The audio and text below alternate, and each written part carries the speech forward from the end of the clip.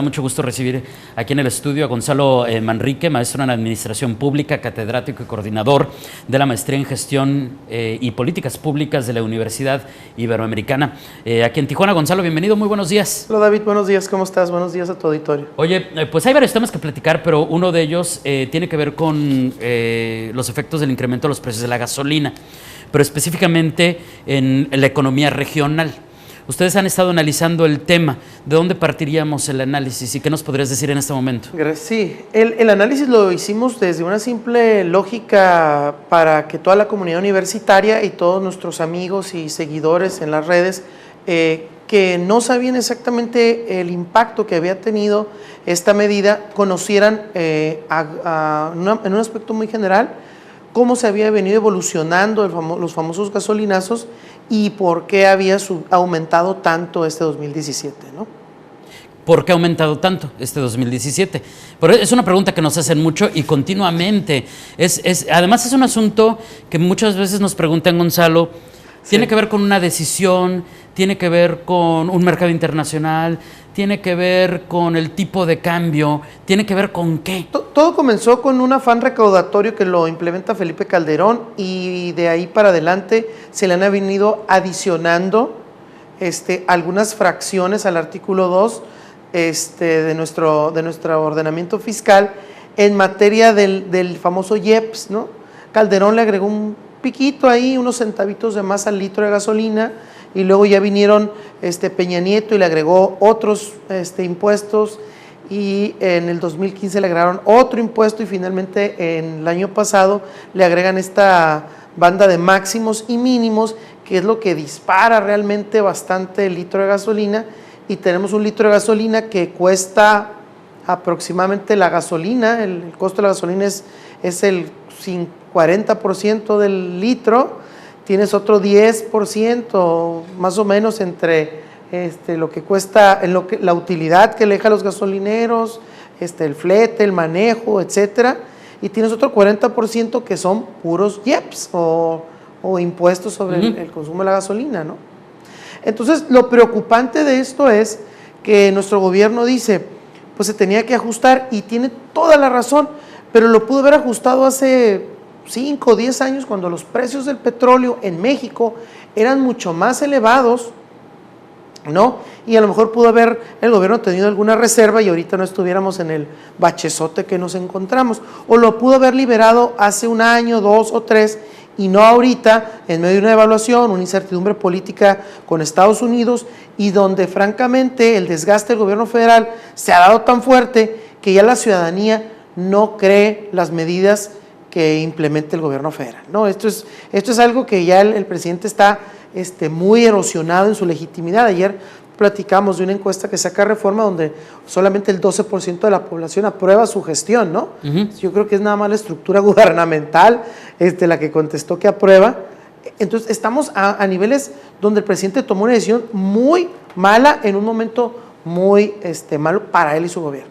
En este contexto dice la OCDE que, por ejemplo, en el caso de los subsidios en específico, que debemos encaminarnos a eliminarlos. Esto finalmente también tiene repercusiones en el ámbito económico y en lo que sucede dentro de tu país. Claro, o sea, la crítica ahí que hemos recibido es, pues es imposible que baje la gasolina. Pues no, o sea, no es imposible, pero la política que hemos visto es que los impuestos no se han disminuido. Ya nos tocó el alza del IVA y ahora lo del IEPS, y no vemos que vayan a disminuir.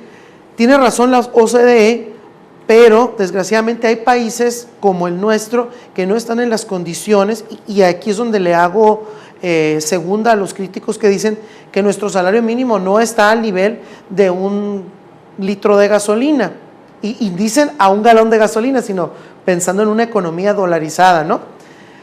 Es correcto, pero entonces el gobierno tiene que encontrar otros esquemas de financiamiento. No es posible que los 200,000 millones de pesos, mira, vamos a quitarle todos los miles y millones al presupuesto. Tú tienes 4,800 pesos de presupuesto, en miles de millones de pesos. 200 pesos de esos los quieres recaudar por medio de este impuesto, o lo vas a hacer por medio de este impuesto, en lugar de hacer otros ajustes a tu propio presupuesto y luego ver ¿qué porcentaje ocupas para completar tus 4,800? El gobierno dijo, ocupa 200 pesos, se los endoso a honores, ahí les va la factura. ¿Y por qué no primero te ajustaste y luego nos dijiste, ¿sabes qué? Ocupo a lo mejor 50 pesos y el aumento va a ser de 1 o 2 pesos y no de 4 o 5 pesos. Los otros 150 ya los conseguí con recortes, con austeridad, con X cantidad de cosas. Oye, David, hemos estado viendo todos los gobiernos de los estados, el gobierno de Baja California, 500 millones de pesos, el gobierno de Sinaloa, que hasta el momento no le hemos podido cuantificar, enumeró 10 acciones, pero no dice cuánto, el Poder Judicial, 1,900 millones de pesos, el INE, una cantidad similar, 1,200 millones, casi el costo de la ruta troncal de Tijuana, pero no alcanza a llegar a los 2,000 millones, a los 200,000 que representan este entero de lo que se va a recaudar por el IEPS o por el nuevo modalidad, ¿no? Ahora, el grosor del presupuesto es el gasto del gobierno federal. ¿Por qué el gobierno federal no absorbe la mitad y luego llama a un pacto y luego aprueban la ley de ingresos? Ah, no, primero aprueban la ley de ingresos, luego llaman los pactos, luego se aprietan el cinturón. Pareciera que todo lo hacen al revés y creo que la gente, pues por eso está molesta, ¿no? Hoy va a haber un nuevo anuncio del presidente Enrique Peña Nieto a las 12 horas Ciudad de México, 10 de la mañana de nosotros. Va a estar acompañado de Mid, vamos a ver qué nos dice y qué podemos platicar posterior a eso, pero me voy a regresar un poquito a lo que explicabas de los números. Sí. Ya sabes, estamos utilizando una analogía, obviamente no son las cifras tal cual. No, es una analogía, pero para entenderlo, personas como yo que no sabemos de finanzas, ¿no? Muchos han dicho que hay que hacer recortes de gastos, como dices. Que quiten los vales de gasolina, que quiten el celular, que te quiten viajes, que te quiten no sé cuántas cosas. Exacto. Pero también hay quienes han llegado y han dicho, pero eso no es ni siquiera, aunque quitaran todos esos beneficios, no es ni la mínima parte de lo que se necesita. ¿Quién tiene más razón? Aunque yo me imagino que son muchos factores los que tienen que intervenir para sacar los números reales, ¿no? El presupuesto, por ejemplo, de la Cámara de Diputados y Senadores no es ni el 1% de todo el presupuesto. Estoy de acuerdo, disminuyámoslos. Ahí el PRI ahora saca nuevamente una propuesta para disminuir el número de diputados y senadores, pero seamos honestos, quien puede y tiene de dónde adelgazar el presupuesto es el gobierno federal. El gobierno federal concentra el 90% de todo el gasto. Bueno, no el 90%, pero del dinero que les toca a ellos lo absorben en su gran mayoría. Es de ahí de donde deben de venir los ajustes. Una cifra muy notoria es el 25% de su presupuesto lo destinan a sueldos, salarios, compensaciones, aguinaldos, bonos, lo que tú quieras, y solamente el 17% se destina a inversión. Inversión son vialidades, programas de empleo para micro y pequeña empresa, puentes, infraestructura, plantas eólicas, en general, todo lo que genera desarrollo es inferior a lo que son sueldos. Y yo no es que quiera criticar esta parte, pero yo creo que todos podrían vivir con sueldos inferiores y los mexicanos nos vendría muy benéfico que se invirtiera más en el desarrollo. Por decirte un dato, que se recortaran 1,500 millones de pesos en sueldos, que se queden todos, pero con menos sueldo, y poder construir la ruta troncal 2 y no hacer tanto espera y tiempo. Es decir, es muy tangible lo que se puede lograr con el dinero a lo que se puede lograr con tanta masa trabajadora en el gobierno. Estamos de acuerdo, los maestros es una cuestión aparte, ¿no? Que es donde se absorbe gran parte del presupuesto, el 50% en Baja California. Pero todo el resto sí, David. Si tú recortas a partidos, si tú recortas celulares, gasolinas, si tú lo empiezas a hacer algo año con año, en 10 años vamos a tener un presupuesto muy delgado en algunas cosas y muy robusto donde se requiere, que es en el tema donde se genere más desarrollo. Oye, ¿qué hay de toda esta situación si lo aterrizamos a los sectores?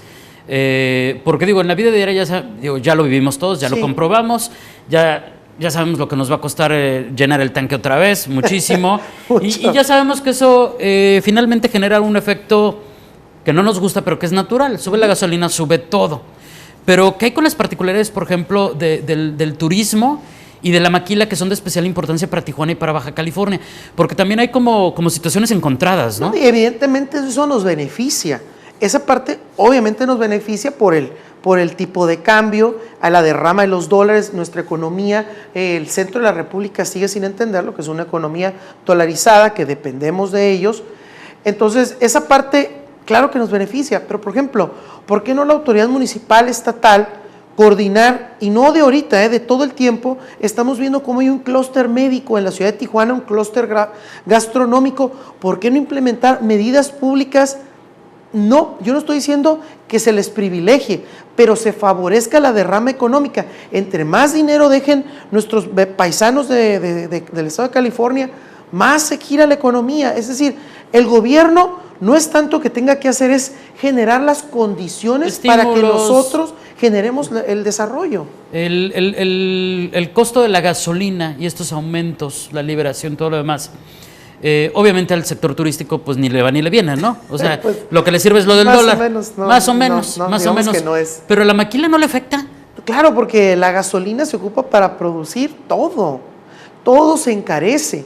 Todo es todo, o al menos de que todos los empresarios, productores y quienes pagamos sueldos y cuestiones de nuestros trabajos, vayamos a absorber todos estos costos. Pero aquí es lo lastimoso y que lo hemos resaltado.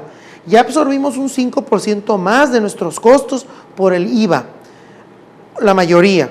Ahora absorber los costos derivados de la gasolina.